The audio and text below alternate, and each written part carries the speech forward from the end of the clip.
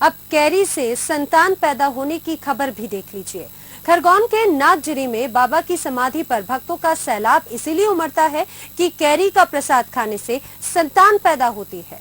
माना जाता है कि बाबा की कृपा से घर में जल्द ही किलकारियां भी गूंजने लगती हैं। कच्ची कैरी का कमाल, विज्ञान पर भारी आस्था, कैरी से होती है संतान। ये सैलाब उसी आस्था का है,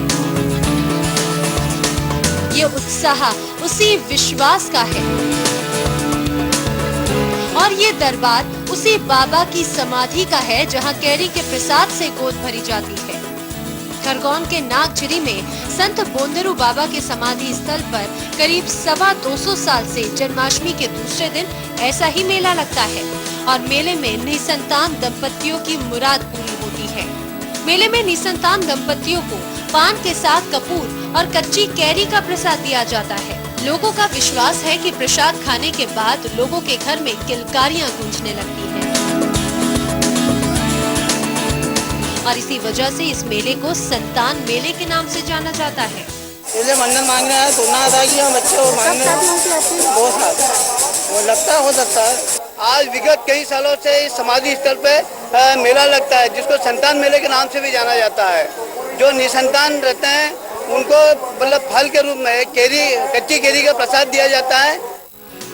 मेले में उमड़ती भीड़ आस्था और विश्वास की गवाही देती है। लोगों की बाबा पर गहरी आस्था है और बताया जाता है कि बाबा ने महज 25 साल की आयु में समाधि ले ली थी। तभी से उनकी समाधि पर निसंतान दंपतियों को संतान का वरदान मिल रहा है। कैरी का प्रसाद लेने के लिए दूर दूर से श्रद्धालु मंदिर पहुंचते हैं और संतान होने के बाद दोबारा समाधि पर प्रसाद चढ़ाने के लिए यहाँ पर आते हैं।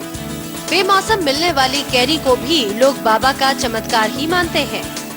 1765 का बाबा का जन्म हुआ था। 1790 में अल्प आयु में समाधि ले ली।